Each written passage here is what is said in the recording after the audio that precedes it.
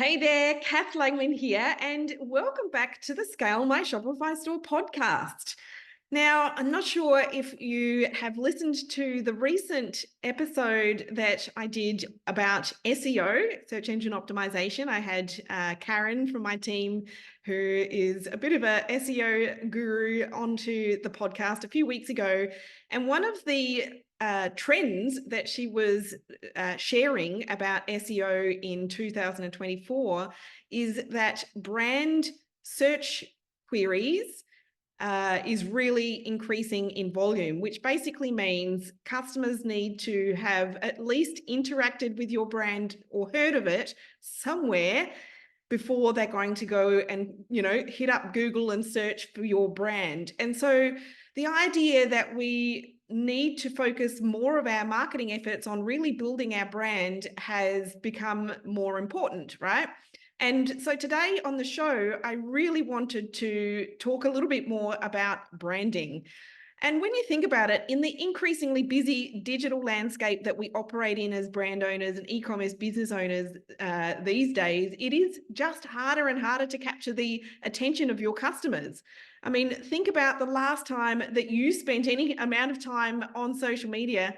How many pieces of content did you actually notice? Do you feel like you scrolled past most of it? And what was it that actually stopped you from scrolling? What was the thumb stop? What stopped you scrolling? One of the most effective ways to cut through that clutter in the marketplace is through your brand design or branding. And I don't just mean your logo. I mean, certainly your logo is one small part of your brand identity. But think about the brands whose marketing that you notice and engage with the most. They all have a very distinct brand personality. Their visual, written, and experiential elements, their interactive elements, all of it really consistently conveys their brand personality and also their brand value, right? And they manage to produce marketing content that is engaging and memorable and also inspires action, which is purchase, right? So in this episode, I'm joined by my brand designer, Janelle, and we dissect the branding of 4 really successful brands, teasing out what it is that helps them to connect with their customers. And at the end, we have a really fun exercise as well that you can do. It's a free exercise that you can do to really help identify your own brand's personality and style, and so that you can, ultimately elevate your marketing to the next more impactful level. Let's dive in. So welcome back to the show, Janelle. And I reckon this is the first time I've done a video recording podcast with you. Yes, it is. Yes, we have done an audio one before, but yeah. That's it. Yeah, so listeners can actually see what you look like, which is nice to put a face to a name. So we're going to have a bit of a chat about branding and really kind of bring this, because it's a little bit of a obscure topic for a lot of people to really understand in theory. So to bring it to life a little bit, we're going to dig into 4 different brands. 3 of them would be extremely well known by probably all of our audience, and then one of our favorite past clients who does an amazing job as well. So yeah, do you want to maybe just introduce the brands that we're going to talk through today? Yep, sure thing. Okay, so first of all, we're going to look at Go-To Skincare, which is one that I always go to check out what they're doing and, their funny witticisms and things like that. They just have a really good tone of voice that's really clear and concise. So we're going to look at them, and then we're going to look at another cool brand called Who Gives a Crap. Yeah.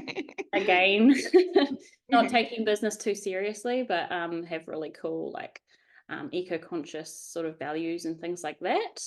And then another one, Apple. As a graphic designer, I heavily rely on Apple, and so it's one that I always go back to.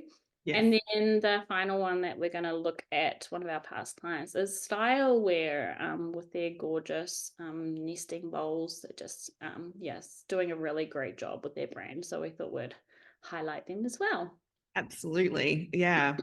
So I was super keen to really dive in a little bit to each brand and not just talk about, the nuts and bolts of what it looks like and the colors and the fonts and all of that kind of stuff, because that, sure, that is part of branding, but it's a whole lot more than that. So with Go-To Skincare, let's start with the positioning in the marketplace. Where do they kind of fit within, skincare is obviously a huge product category. Where do they fit, and who is their target customer? Yeah, sure. So obviously, young women are their sort of ideal customer, although they have pivoted recently to include the Bro 2 for guys. But their brand story is all about simplicity and fun, which really captured my attention. They were sort of doing something different to the other skincare brands out there that can be quite serious and sort of aimed for maybe a more mature audience. So their range of go-to products sort of have done away with the complicated ingredients that no one can pronounce. And I really love their limited color palettes, minimal designs, and uncomplicated product line that makes it easy to understand all their copy, and all this speaks to the idea of simple is better. Yeah, simple and easy to understand, I guess. Yeah. And so really, I guess that brand voice and personality, the brand voice really is a lot of fun, isn't it? I mean, Yes. it's the imagery, it's the style, but also the wording and, the puns and the play on words and all that kind of stuff that really helps to differentiate their brand. Yep. And obviously the product in the bottle aims to differentiate their brand as well, because they are, like you say, they're trying to keep things simple with their ingredients and, not overcomplicating the selection of products for, people to figure out their skincare routine and all of that kind of stuff. But really bringing that to life with their visuals and their wording, it just really helps to cut through in the marketplace, which is such a difficult thing to do, to actually get, grab their audience's attention at the end of the day. Yeah, definitely. Yeah, So, I think their brand voice and personality is really what differentiates their brand. The voice is wonderfully witty and fun and down to earth, and like I said before, it's sort of something different that other skincare brands have done. So this might potentially turn off some people, but I have no doubt that their unique voice and personality has also helped them to stand out and build a loyal following as well. yeah. Well, I mean, at the end of the day, a brand shouldn't try to appeal to everyone, right? Like, Yeah. the idea that you might turn some people off is kind of the point. Yeah. In a That's right. slightly negative way. Yeah. Yeah. So I guess, what are the ways that they bring this to life? Like, you spoke about the brand colors, but and the wording, obviously. But how else do they, convey this in a consistent way? I think Go-To are really good at speaking to the audience's pain points, highlighting common misconceptions and educating their customers about ingredients and the science and the benefits behind their products. You can see this in their easy to understand facts. I've seen a lot of infographics, like really fun infographics and things like that they produce constantly. Transformation stories and testimonials throughout their social media and website is always present as well. And from a graphic design perspective, how do they? Yeah, I think definitely the consistent brand colors, so that millennial peach hue plays a real crucial role in the customer's perception and recognition. I know for myself, when I'm scrolling through Facebook, I can instantly tell, that's Go-To. Even when they do collaborations with other brands, it's still got that Go-To look and feel. Yeah. Yeah, it definitely helps customers with brand recognition, memorability, emotional connection, professionalism, differentiation across platform cohesion, and just the clarity and trust as well, ultimately contributing to a stronger brand presence and Yeah. customer loyalty. Yeah. I do think that, that consistency in the way that they present themselves, and obviously, I mean, the designs are beautiful and very professional looking, but it does help a potential customer to trust a brand the first time when, everything really does look consistent and professional across the board. Yeah. Yeah. Yep. So what would be the key takeaway for another business owner about this brand? I think building your brand around a core idea or message that's really easy for people to understand and remember. And don't be afraid to inject some personality into your design and copy Yes. if you want to stand out. Yeah. Yeah. I mean, yeah, she does obviously she does an amazing job with the copy because Yes. obviously the founder of that brand, Zoe Foster Blake is an author. So Yep. Yep. that It's very clever. it is clever. And look, just I love words as well. I'm a massive reader, as probably a lot of our audience knows, but just when it comes to the words, if you can use your words in a way that is a story, in a storytelling way, that helps with memory as well. I Yep. think humans and our brains, the way our memories work, like we're going to remember a story more than just Yeah. a few words in Yep. And back. she does really something else she does really well that goes along with her copy is she has really quick, like, sort of taglines or catchphrases Yeah. to kind of grab your initial attention. So it's witty and funny and cute, and she has a really good way of playing with words, quite bold, sort of non-fussy typography, so that initial quote kind of like grabs your attention before you kind of even know what the product's about, So I think cleverly using simple design with really great copy has really helped them to stand out. Yeah, I love that. I guess, there's probably a little bit of similarity in the way Who Gives a Crap uses words. Yes. Before we get to their tone of voice, like what's Who Gives a Crap all about? What's their positioning in the market? I mean, hopefully everybody knows they sell toilet paper, but if you don't, Yep. you must have been living under a rock somewhere. Yes. So Who Gives a Crap sells toilet paper, as you may have guessed with the name. But they're also raising awareness for serious issues without taking themselves too seriously. So the cheeky, colourful brand is providing that businesses can have fun and do good at the same time.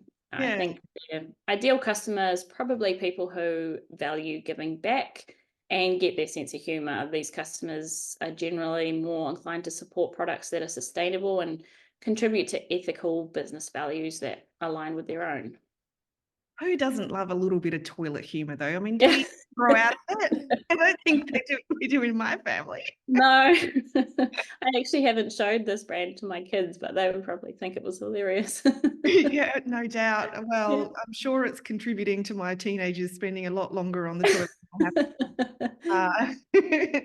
Uh, for those who don't use that product, they, even on the packaging and the toilet roll, there's lots of good stuff, and it's very, very humorous. So, Yes. um, tell us, from your perspective, with their branding, how they are attempting to communicate that brand value to their ideal customer.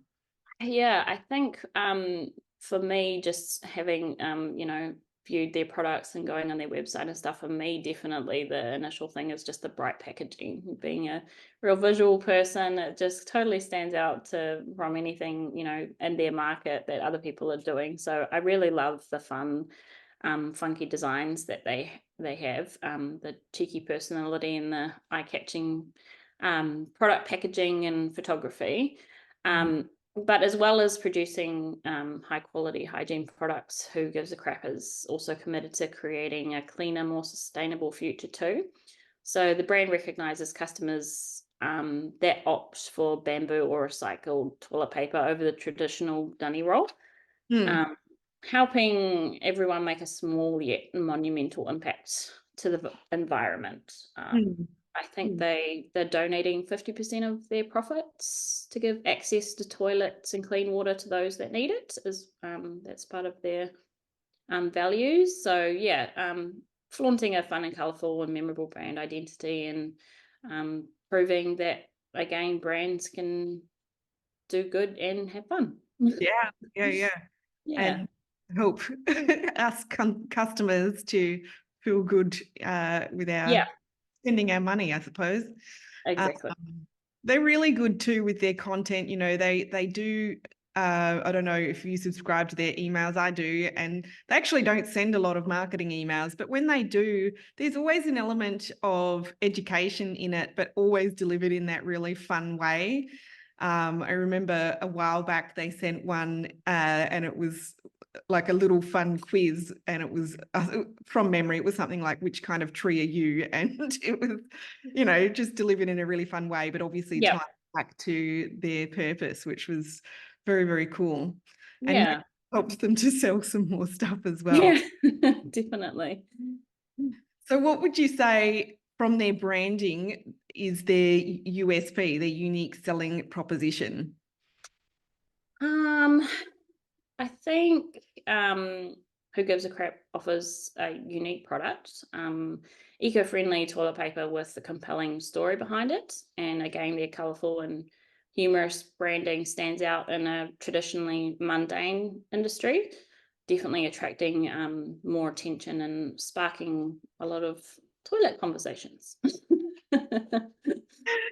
In some ways, it feels a little bit like Who Gives a Crap is kind of disrupting this kind of, like you say, traditionally mundane industry or product category, a little bit like Virgin disrupted the airline Yes, industry as well. yes, absolutely. Yeah, and I guess their brand personality, they really have cultivated that very distinctive personality for their brand, the humor, but also that transparency, I guess,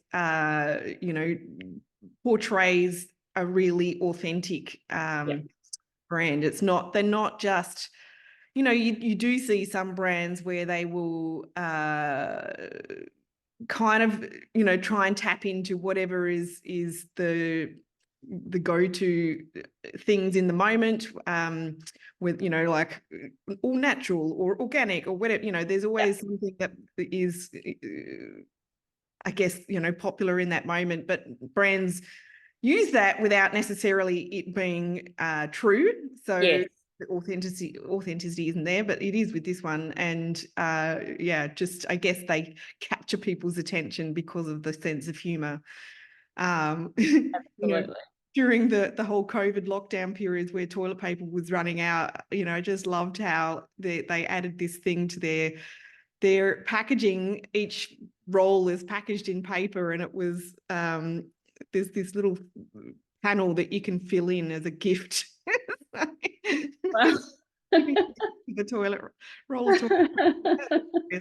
That's Um, brilliant. yeah, and some of their innovative marketing as well. Yes. So they employ creative and unconventional marketing strategies to raise awareness and drive sales. So from viral crowdfunding campaigns to collaborations and with influencers and celebrities, they continually find innovative ways to promote their brand and mission. Yeah.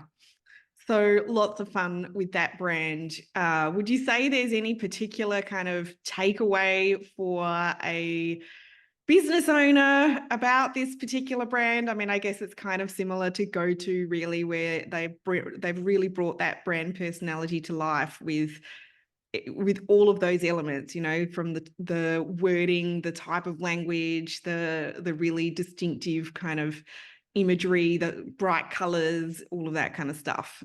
Yeah, I think maybe just consider what your audience really cares about and what they might be looking for, and find a way to address them that fits your own voice and purpose. Mm. Approach content from a human level, and don't sort of lecture down to people or talk down to them, but empathize, connect, and make it clear that we're all in this together, whatever that this may be.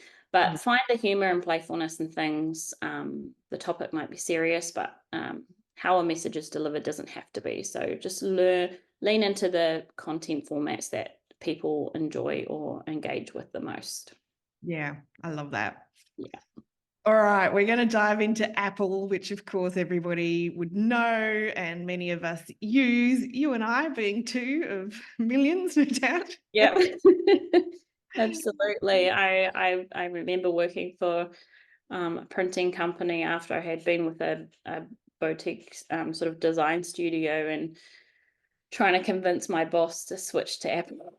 It just wasn't having a bar of it, unfortunately. So yeah, it's always been something that I've relied on heavily, but this one's a little bit different to the last two. This company has sort of successfully positioned itself as more of a luxury brand, a design-led products that deliver an unmatched user experience. Sorry for all those of you who use a PC. I debate this with my husband very often. Yes, me with my dad.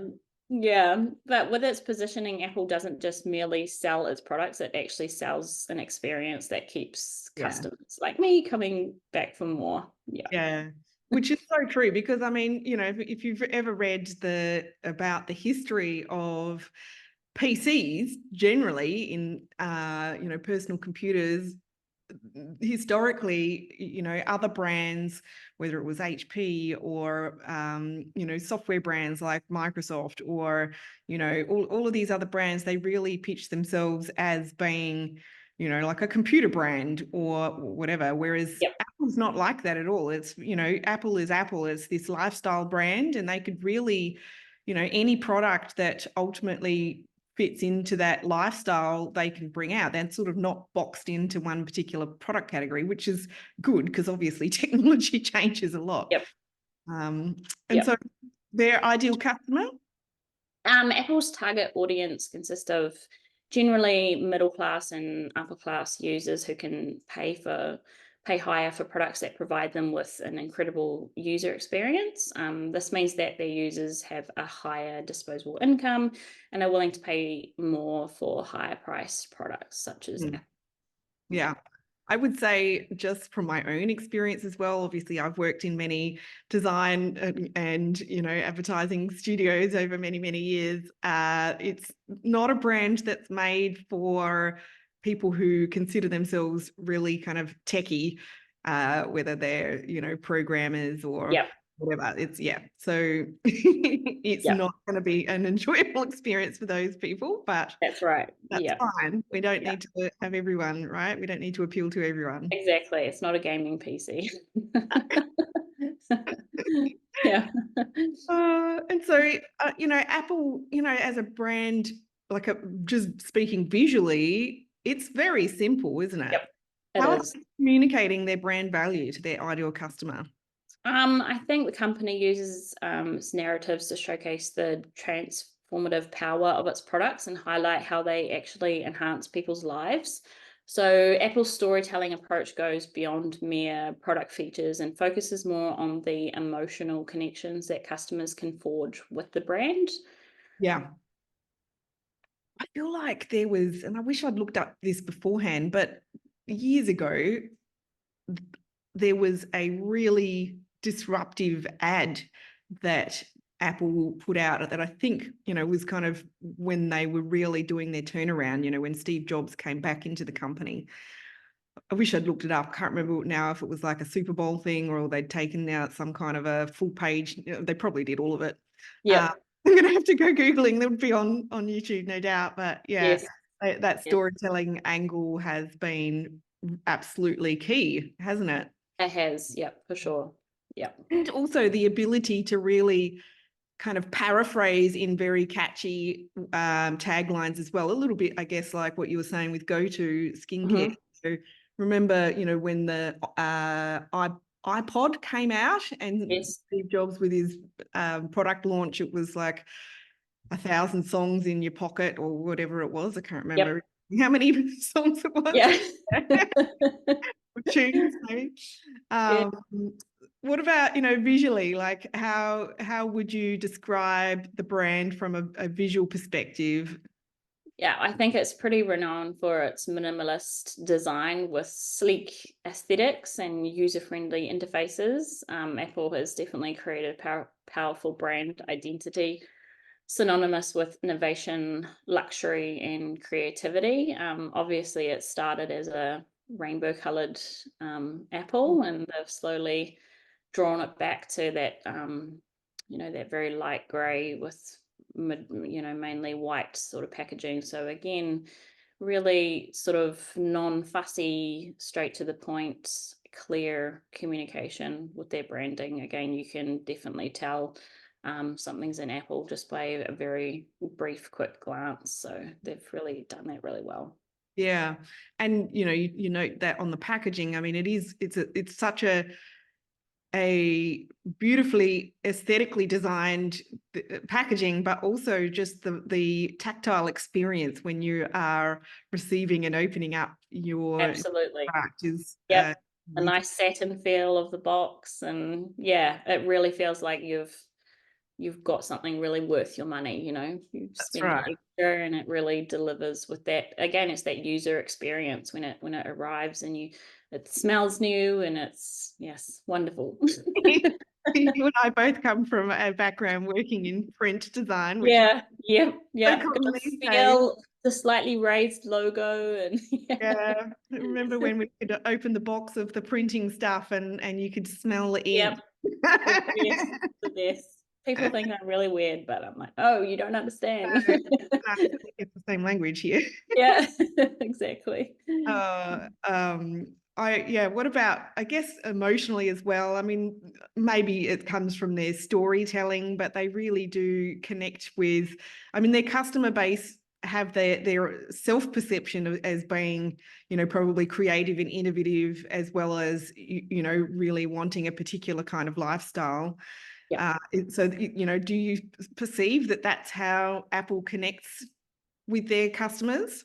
Definitely, definitely. They've definitely cultivated a strong emotional connection with their customers, and tapping into their aspirations, like you said, creative people, but also their values and their lifestyles. So it's a marketing campaign that evokes emotions like excitement and inspiration and belonging. And so that's definitely helped to, foster that loyalty and brand affinity. Mm. When new product, I know that for me, when new products come out, it's like I gotta have that. Yeah, absolutely. Yeah. Um, I guess, that those sorts of methods of marketing, again, just like the storytelling, whether it's visual or in words, I mean, just, being able to connect emotionally with and build those kind of long-term relationships with your customers is it's a great way of helping potential customers to remember as well, Yep. which, when anyone comes to buy something, if you can't even remember something exists, you're not going to buy it. So Exactly. Yep, yeah, that's right. I know for myself, when I have to buy something for someone or for myself, and I'm like, oh, what was that brand again? It obviously didn't have a very memorable, whether it was a logo, or because I remember things really visually. So if they don't have that memorability, I just don't go back because I forget. So yeah, it definitely is a lot of us important. do that. Yeah. And even experientially, like when you go into their stores, it's not like a traditional retail store at all. It's very, Yes. And yeah. tactile and, interactive, but still the aesthetic of their whole store is Yep. just reflects everything else as well. So you Yeah. never feel like you're rushed or being sold to when you go into one of those stores. No, You no. always, well, I rarely walk out without something. I guess, Yeah. I try not to go in there if I don't need Yeah. something. That's right. What about style wear? So for those who are new to style wear, you definitely need to go check them out. We'll link to them in the podcast show notes page on our website, but styleware.com.au. And essentially, this is a fairly new, newly invented brand and product. So original product innovation invented by the lovely Arabella. So shout out to Arabella if you listen to this. So positioning in the marketplace for this one, I mean, I know this brand reasonably well from working with Arabella for a couple of years. Beautiful, stylish kitchenware for I would say foodies, definitely, but also people who really want to present their food beautifully.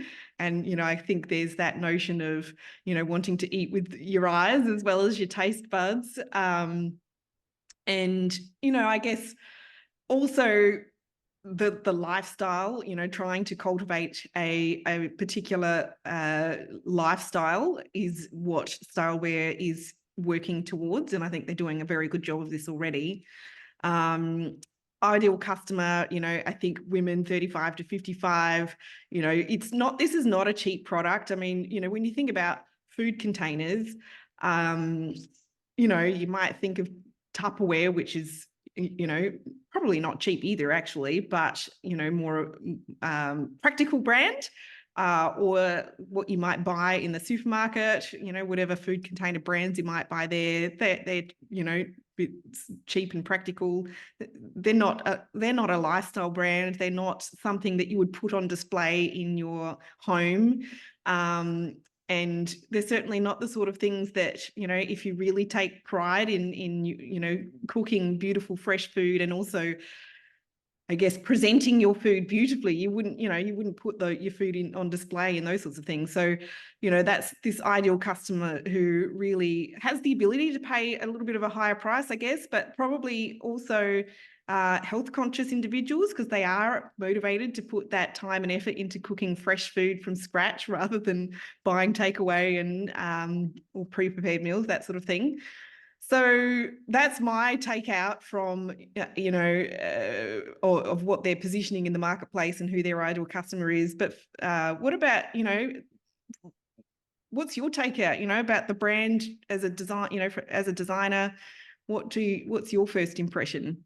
Yeah, so I've got three sort of takeaways that I saw from knowing the brand for a little while now and just looking at their website and socials and things like that. And the first one was their simplistic typographical logo. So it's a really simple logo that is not sort of garish or overwhelming on the product itself. So simple logos can often have like a timeless quality that sort of transcends design trends.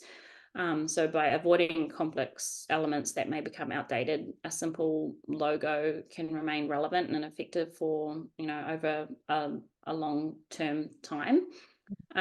Also their consistent color theme. I'm absolutely in love with the colors that style is really difficult because I really want to buy some. So I'm like, oh, which ones would I get? Because I just want all of the colors. Yeah. So they But bring the colors into everything, like the products that they release, and the graphic design that they use in their marketing and their photography and the food that they, when they're actually doing the lifestyle shoots. It's amazing, isn't it? Exactly. Yeah. And I think that consistent color theme definitely helps with the brand recognition. Yeah.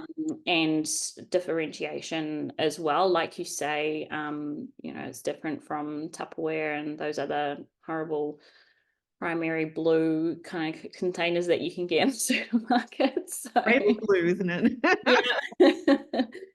Yep. And also their product photography, I have to say, the color consistency through their product photography, it's so high end, and I really think that it works wonders for showcasing the quality of the product. It really enhances their whole website and all their socials and stuff like that, which builds trust. It creates desire as well. I know I certainly have been sucked in for sure.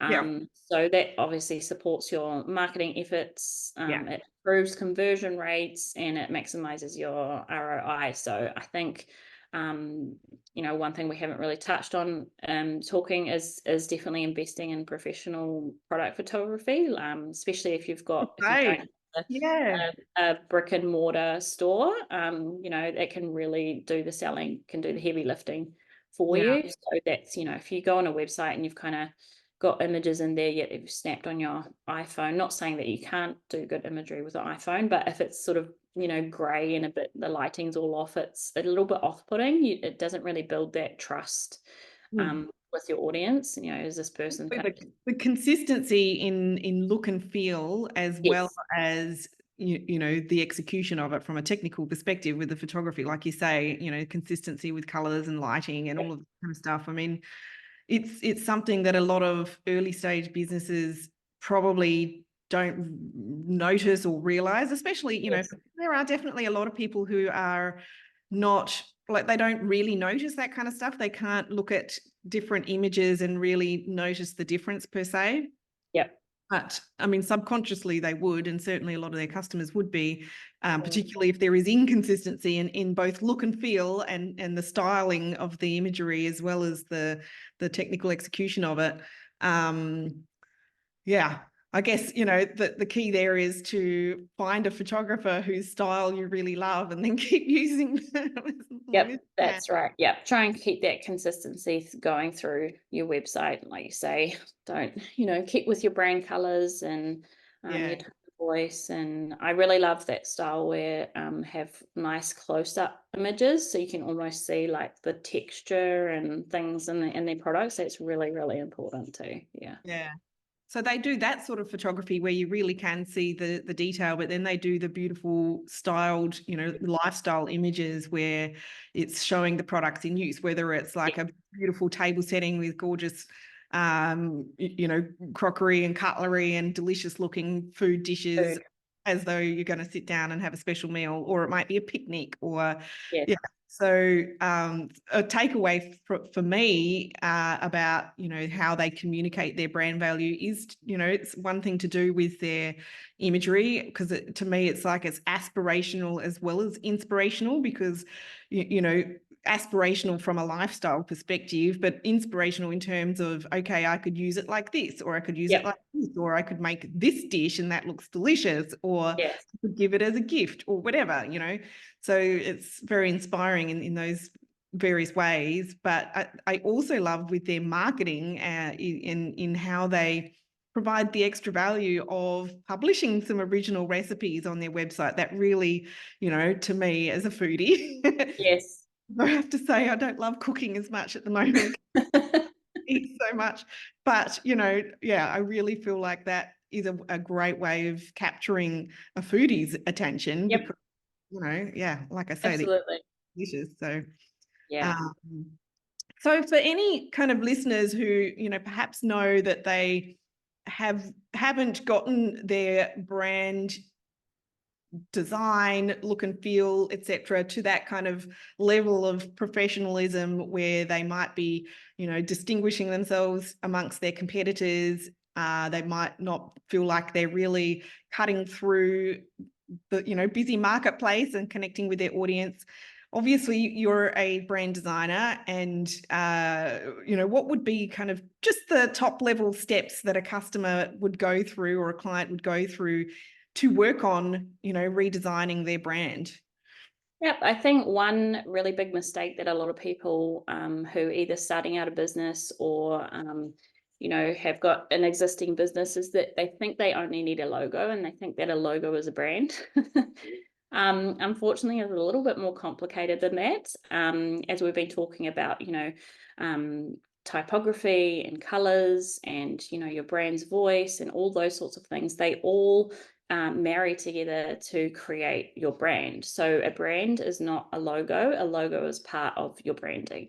Mm. So if you have a logo and you're trying to sort of work everything else around that logo and you're just feeling completely lost and confused and you're really not sure if you should be, you know, using all of Canva's 29 different fonts to sort of stand out, you know. Yeah, Yeah, and you know, heaps of different colors and you know, things like that.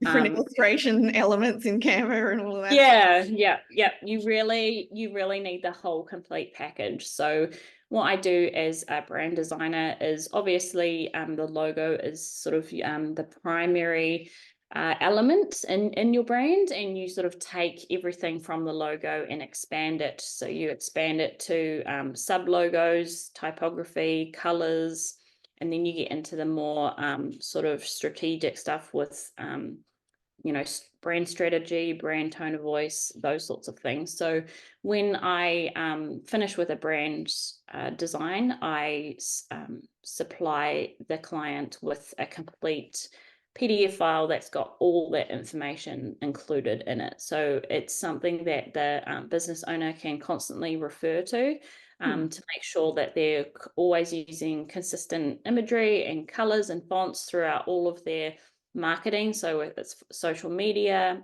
any kind of printed stationery, your website, even to things like, your email signature and, things like that. So it just helps to create, cohesive look and feel so that your audience is not getting confused by all these different mixed messages and different looks and feels and, things like that. So that's the importance of investing in a brand rather than just the logo. Yeah, absolutely. And also, as the business grows, I mean, being able to give that brand Bible to anyone else who's going to work on your marketing as well is incredibly important to help, maintain that consistency. Yep. Particularly when you have multiple people, which as you grow, you're definitely going to have multiple people working on different aspects of marketing and advertising and website and all of that kind of stuff. So Yep. yeah, so incredibly important. We've got a little bit of a fun freebie for our listeners, a little bit of a fun quiz. It's a find your brand style quiz. Where should our listeners go to do that one if they want to have a bit of fun with that? Yep, cool. So if you're unsure about sort of what your brand style is, we have this really cool quiz that you can go to at www.fancifydesign.co. And it just really helps you to sort of hone in on what sort of message you want to put out to your audience. So it really sort of puts everything together. And then at the end of the quiz, it says, okay, we think that this kind of style and voice would suit you if in your business, if you choose to go ahead and do a rebrand of your business. So yeah, it's really fun. Kath and I have worked really hard on it, so we hope you enjoy it. Yeah, it is fun. Love a good fun quiz.